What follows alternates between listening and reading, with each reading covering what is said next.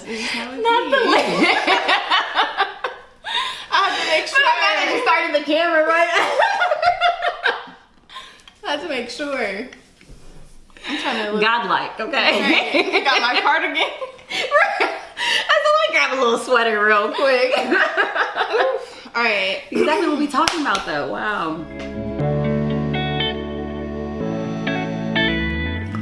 Hey guys, welcome back to my channel. My name's Raquel. If you didn't know, now you know. And today, I have my boo with me.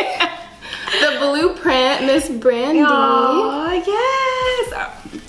Y'all don't know how I feel about this. Okay, this is what I was gonna tell you, what I was saying earlier. It's like, you know how like, I don't wanna downplay friends. Like, I love all of my friends. Yes. But anytime I think about you, I'm like, Raquel is like my girl. Like, you know, there's a certain type of, it's a certain bond. Wait, what happened though?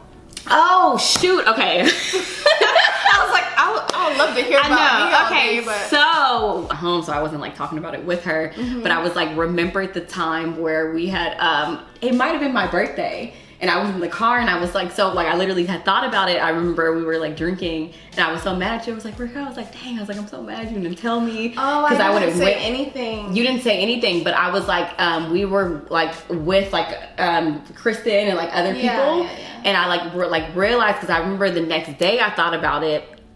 In the moment, I was kind of like telling you, essentially, like, girl, like, I wish you would have told me, because I would have been there. Yeah. But it wasn't like I was trying to like tell everyone like, oh, this blah blah. Oh yeah. And so that's like I thought about it the next day though, and I was like, I hope she didn't take it as that. And I was like, I wanted to apologize, because that wasn't my intention. Because you know, there's some girls that do Brandy. like weird type of stuff like that. But literally in the moment, it was like, I would like, again, it reminded. All right, no, this is actually perfect, and I said that she's the blueprint, and this is why. This is exactly why, because no other friend that I have would even think like that, and I be thinking like that too. I really be like, oh, I gotta talk to her about that, let her know like I didn't mean anything by it or whatever.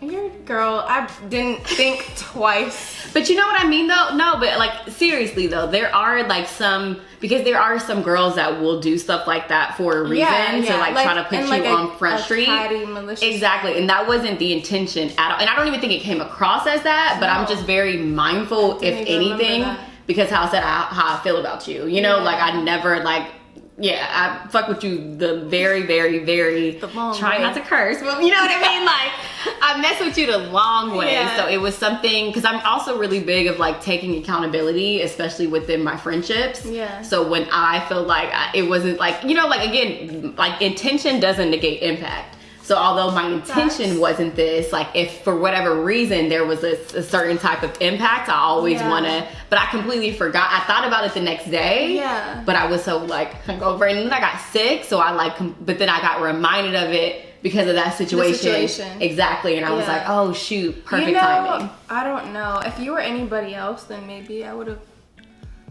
thought about it. I don't know, because I really just be in my own world, but yeah. What I will say is I can pick up on what energy. Yeah, right. Like, I don't know if you're saying something to like put my business out there. Sneak this. When me and you are talking anyway, to me there's a bubble. Okay, so I didn't even realize, like, you low-key snitched on yourself. I didn't even realize that people were around. But that's the thing, is that in the moment, I literally am like, when it's me and when it's me and you, it's literally me and you. I don't even like, and it's not to say like, oh, you know, like I don't care about y'all, but it is just for whatever reason when we're together, it is. So then the next day, once I was sober, it was a quick reminder of like, oh shoot, there were people around. So when I'm sober, I would be more mindful, you know, like I'm never about to, and it's not even like it's a big deal, but like I'm just very big on like, you know, like I ain't about to. Yeah, exactly. You know, like it's not an issue, but it's like I'm not gonna tell nobody's business. Right. It's just weird to me. It's like, for what? No fact. So again, when I thought about it the next day, I was like, oh because I also believe that like your business, whoever business is not my business to tell anyone, even if it's on something like that, or it's like by accident or whatever. But yeah. I feel you. I was not expecting you to say that. Anyways. I know, so random. This is why she's a blueprint. This is like my friendship of lifetime. The feeling is mutual. So that's why I want her with me today to talk about someone that we really care about. Yes, right. Which is our relationship with God, what that has looked like for us over the years and where we are today with it. Yeah. So this is definitely gonna be chill. If you guys watch my other videos, you guys know it's not produced, it's no pressure. So we're just gonna kind of like go off the dome with it. But I do have a couple of points and then we could just like ping pong.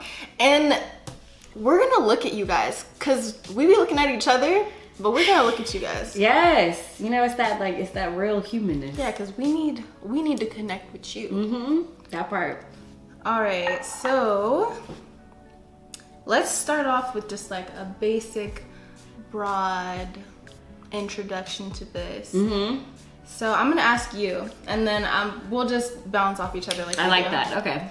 So how do you feel about giving everything to God and trusting Him? Like, when do you think you started doing that? Yeah. And how do you feel like you've grown to this day with that?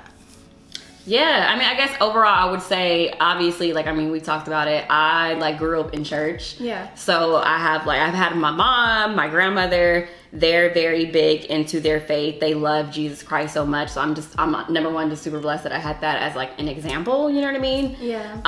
But what I will say is I had to, like, although having it as an example, I had to like have my own walk of faith. Yeah. So it's like, you know, when you see someone molding something, and it's kind of like, okay, this is what I'm supposed to do. But I think for whatever reason, the course that I took was like, okay, I know this is what I'm supposed to do. But, you know, rebellious sort of like children, you get to a point where it's like, okay, well, is this what I'm supposed to do? You know what I mean? I feel like that's how it is when you grow up knowing God.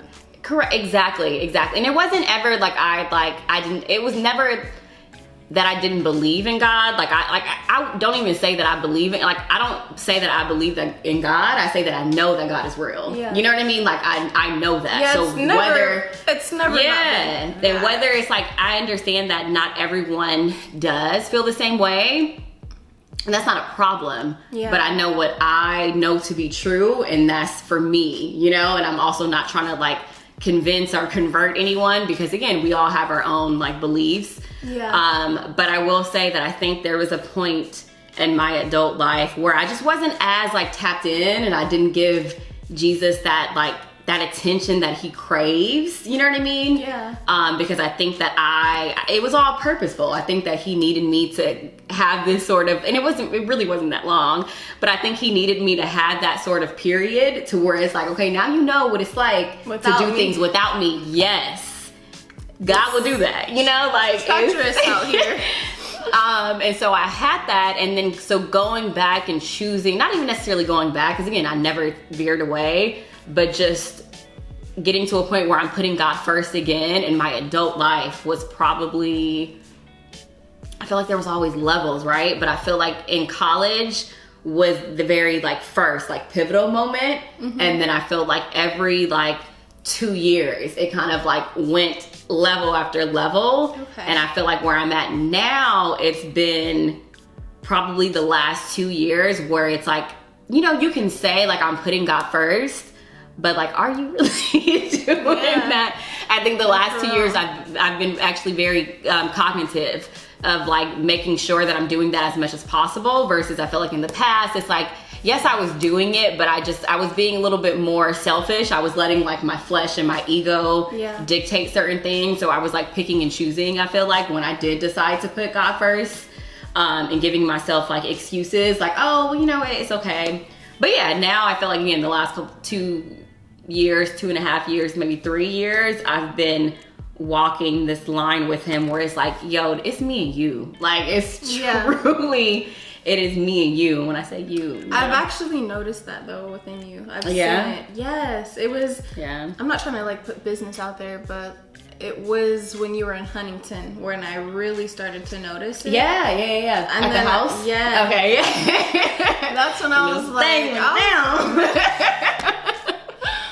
But that's when I I know, and you know that's so crazy. I don't know, because now I'm thinking about it, like that's kind of when me and you locked in. Yes. That's actually tricky. Because that's when you and I locked in outside of all the extra. So like me and Raquel's relationship, we met through like our significant others at the time. And so we would like, it was a lot of like group settings, you know, like it wasn't even necessarily that it was like significant others. Like sometimes it would just be group settings, like even if it was like girls, whatever. But I do think that around that time was when me and you started developing like a soul. And because of that though, if you recall, I think that's when we started actually having more conversations about faith. I think before, at Huntington, right? Around that time. Because I think before we kind of knew that like we, you know, were believers, but we weren't like really having. Oh my God, wait, this video is supposed to be so, I can't. Okay, so pause. The editing in this video might be crazy because I'm really gonna have to try to condense it because it's already at 11 minutes. But, because we could really go on a tangent. Yeah. But I'm just having these, while we're talking, I'm having these realizations. Like, because when we first met, it's just like, there was this like, I like her. And it's like, it's for a reason that I don't know yet, but you're right. Yeah, and it's like, but we click. And I didn't know yet that you were a child of God. I didn't realize. We didn't talk about that at all. No, we weren't, And then I guess, I mean, there was always notes of that throughout our friendship, but then when we started spending time alone, which is around Huntington, that's when I was like, I feel like we were both just like, okay, Yeah, because it was like, I think it was solo time. Yeah. And then I think it probably was a testament of where we both were in our relationship with God. Yeah. Because it's like, I think we both got to a point where it's like, if you're going to be talking to me, Jesus is going to be a part of this conversation, you know, where maybe a couple years ago, it wasn't, of course, maybe it was specific and selective, but I think around that time, it wasn't correct. Every single time me and you talk now, God is involved. Literally, it's period. It's always a conversation, and it's always like, and it's not like, it's very natural, it's very comfortable. It's not like forced or trying too hard or whatever. It's just like, girl, me and God had a conversation last night. Let's talk about it. Yes, we could be at the club, okay? In the middle of a club. I don't know if there was a period of time. Dang, what was I saying? Damn. Because it was a tangent. I know, it was very, you know, sometimes when you just be so in the moment. I mean, I think overall it was just like you were saying that it was a period of time where it's like you get to a point where you're putting God first every single day. It's not picking and choosing. It's not just doing it on bad days. It's not doing it on good days. Felt right. It was just a moment where you realize, like, no, I want him a part of my life every day for everything. Yeah. Like, to the point where I'll be washing dishes, I'll be in the shower, and I'm talking to God, or I'm seeking, like, knowledge and peace. Oh my God, peace. And we know where peace comes from, you know? Like, and that's the biggest thing, I feel so sorry. I feel so sorry for those who aren't able to, or have not yet experienced God's peace, because it is next level. It is on a different, but I think I've told you before, but I think that is definitely I think everyone has like several purposes on their earthly life. I believe that one of my purposes is to show people that like there is peace at the end of the tunnel, because we all have a tunnel, right? Like, and we have several tunnels. Every single person is going to go through periods of like mourning, of loss, of sorrow, depression. It's human emotions and it's human experiences, and no one is exempt from that. Like, we're all human. The only person that is exempt for that is Jesus Christ. We know that. So you get to a point where you are able to maneuver through it differently because of Jesus Christ, right? Because technically I'm not doing this on my own. Versus, again, what I've kind of said is I've been through a period where I was kind of doing it on my own, and that wasn't the move. It didn't feel right. And so when I look back at that, I'm like, thank God, just thank God, period. You know, and I'm like, But again, I do think that's like our overall, again, everyone has a purpose, But I think one of the biggest things for followers of Christ, for Christians, is to, and it's not even like doing it in a forceful way. It's literally doing it by doing this, sharing testimony of showing people that there is light at the end of the tunnel, and that is through Jesus Christ. I really do love that so much, because